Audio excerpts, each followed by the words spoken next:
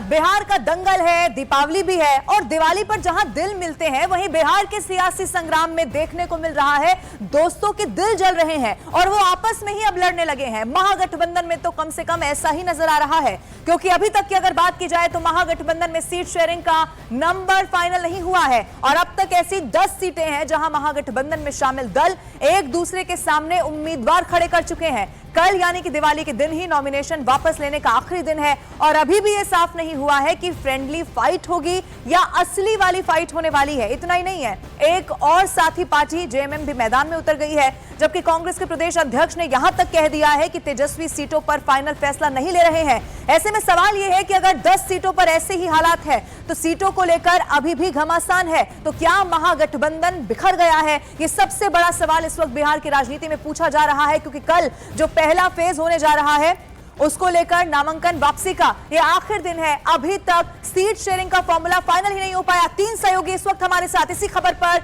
जानकारी के साथ लाइव जुड़ गए, सीधा उनका रुख करते हैं। अरुण सिंह पटना से हमारे साथ है, अमित पांडे बीजेपी ऑफिस से हमारे साथ इस वक्त लाइव जुड़े हुए हैं पटना से ही, चंद्रमोहन कुमार भी पटना से ही है। आपको टेलीविजन स्क्रीन पर तीनों सहयोगी दिखाएंगे। सबसे पहले चंद्रमोहन, आपका ही मैं रुख कर रही हूँ। चंद्रमोहन, क्या इस वक्त बिहार में चल रहा है? फ्रेंडली फाइट की बात जरूर सामने आ रही है, लेकिन कल पहले फेज के लिए नामांकन वापसी का आखिरी दिन, अभी तक सीट शेयरिंग फाइनल नहीं है। ये फ्रेंडली फाइट कहीं फ्रेंडली फूड तो नहीं हो जाएगी चंद्रमोहन? बिल्कुल, देखिए, ये कहा जा सकता है कि महागठबंधन अब वेंटिलेटर पर है और कभी भी ये गठबंधन जो है वो अलग हो सकता है एक दूसरे से, क्योंकि जिस तरह से 10 सीटों पर एक दूसरे के खिलाफ उम्मीदवार उतारे हैं, जिसमें आरजेडी और कांग्रेस एक दूसरे के खिलाफ चुनाव मैदान में आ रही है। और सबसे इंपॉर्टेंट जो सीट है वो है कुटुंबा। जो जानकारी मिली है उसके मुताबिक सुरेश पासवान को आरजेडी अपना उम्मीदवार वहां से बनाने जा रही है और कुटुंबा से ही कांग्रेस के प्रदेश अध्यक्ष राजेश राम अभी विधायक हैं और वहां से चुनाव मैदान में वो ताल ठोक रहे हैं। तो अगर कांग्रेस के प्रदेश अध्यक्ष के खिलाफ आरजेडी चुनाव मैदान में अगर किसी को उतारती है तो जाहिर सी बात है एक कैसा गठबंधन है, इसको लेकर सवाल उठेगा। और जो जानकारी मिली है उसके मुताबिक अगर आरजेडी कुटुंबा सीट पर कोई भी अपना उम्मीदवार उतारती है तो उसके विरोध में कांग्रेस जहां जहां अभी सीटों का ऐलान होना बाकी है वहां अपना उम्मीदवार उतार सकती है, जो जानकारी मिली है उसके मुताबिक। और यही वजह है कि आपने देखा होगा राजेश राम ने एक ट्वीट करके साफ तौर पर यह कहा है कि वो झुकेंगे नहीं, झुकने की बात नहीं आने का साफ तौर पर यह इशारा है कि चाहे कुछ भी हो जाए अब चुनाव मैदान में है और वो किसी भी हद तक जाने के लिए तैयार है। तो अब जो है वो महागठबंधन एक तरह से कहा जाए तो वेंटिलेशन पे है और आगे क्या होता है ये सबसे महत्वपूर्ण होगा। आज और कल का दिन काफी महत्वपूर्ण इसलिए माना जा रहा है कि कल नॉमिनेशन वापसी का आखिरी दिन है और ऐसे में प्रथम चरण में अगर एक दूसरे के खिलाफ चुनाव मैदान में रहते हैं तो सीधे तौर पर यह सवाल उठेगा कि आखिर एक कैसा गठबंधन है जहां एक दूसरे के खिलाफ चुनाव मैदान में लोग उतरते हैं। और साथ ही मुख्यमंत्री का चेहरा कौन होगा यह भी साफ नहीं होता है, कौन कितने सीटों पर चुनाव लड़ेगा यह भी साफ नहीं होता है। तो जाहिर सी बात है महागठबंधन में यह सवाल अब सबको ही पूछ रहा है कि क्या ये गठबंधन है या फिर अब खत्म होने के कगार पर है। और ये तो अभी की स्थिति है जब चुनावी मैदान में जाना है, अभी से ही इतनी ज्यादा सिर्फ फुटबॉल की स्थिति। आप बने रहिएगा। अरुण सिंह भी पटना से हमारे साथ लाइव मौजूद है। अरुण, देखिए, अगर महागठबंधन की बात की जाए सबसे बड़ी पार्टी उसमें आरजेडी ही है और सबसे मुख्य तौर पर उसे देखा भी जा रहा है। लालू प्रसाद यादव की होली तो बड़ी मशहूर रही है, इससे पहले भी हमने कई मर्तबा देखा, लेकिन अब दिवाली का मौका है, कल दिवाली है, कल ही पहले फेज के नामांकन का आखिरी दिन भी है, यानी कि वापस नाम लेने का। दिवाली का रंग किस तरह का नजर आ रहा है अगर बिहार की सियासत से जोड़ के इसको देखा जाए तो? क्योंकि अगर अलग अलग ही चुनाव लड़ना है तो फिर गठबंधन का मतलब क्या हुआ, ये सवाल हर कोई पूछ रहा है। अरुण,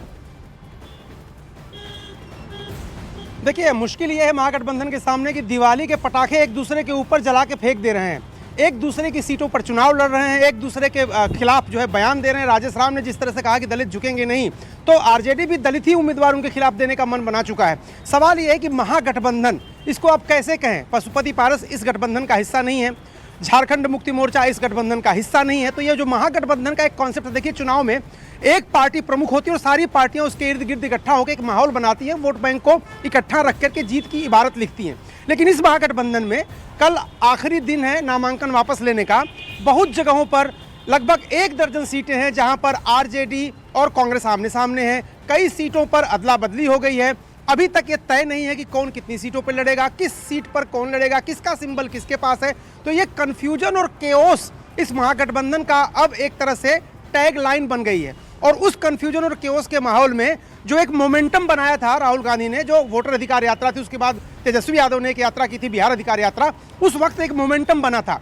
देखिए, प्रॉब्लम ऐसा नहीं कि एनडीए में नहीं थी, लेकिन समय रहते उसको सुलझा लेना और उसके बाद आगे बढ़ जाना, ये चुनाव में करना चाहिए था और वो नहीं हो पाया। यानी दे मिस द बस। जो बस खड़ी थी वो स्टॉप से चली गई आगे, अब तो आप पीछा करेंगे। तो महागठबंधन में अभी ये तय नहीं है तेजस्वी यादव कितनी सभाएं करेंगे, कब करेंगे, कहां करेंगे, राहुल गांधी प्रियंका गांधी कितनी सभाएं करेंगे, कब करेंगे, कहां करेंगे। और यहां पर आप देखिए गृह मंत्री अमित शाह 3 दिन का दौरा पूरा करके चले गए।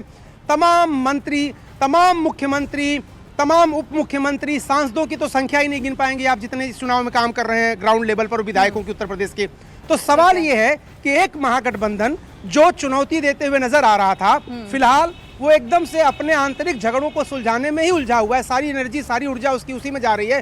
तो फील्ड में जाकर के कब ये शुरुआत करेंगे, कब कैंपेन करेंगे, कब बैठकें करेंगे सामंजस्य की सारे दलों के बीच में, ये अहम सवाल। और इसीलिए अरुण, ये सवाल भी पूछा जा रहा है कि कहीं इसका फायदा जो है वो एनडीए ना ले जाए। अमित पांडे भी इस वक्त हमारे साथ मौजूद है। अमित, एनडीए के भीतर क्या चल रहा है? क्योंकि पहले तो खबरें ये आई कि वहां पर भी थोड़ी स्थिति खराब है, हालांकि बाद में उन्होंने पूरी तरह से सुलझा लिया। एनडीए की तैयारी दिख रही है, कहीं इसका फायदा एनडीए ना ले जाए, जो तकरार वहां चल रही है। अमित,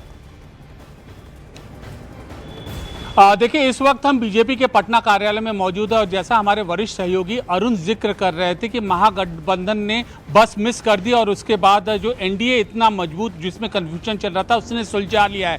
कैसे सुलझा लिया है, न्यूज़ 18 इंडिया पर हम एक्सक्लूसिव तस्वीरों के जरिए हम आपको ये दिखा रहे हैं। देखिए, ये तस्वीरें देखिए बीजेपी के संगठनात्मक कार्यालय की है यहाँ पर, और यहीं पर अब से थोड़ी देर में बीएल संतोष इसी जगह पर बैठक लेंगे। जितने जिलों के प्रभारी हैं, संगठन से जुड़े लोग हैं, यहाँ पर आएंगे। बीएल संतोष उनकी बैठक लेंगे।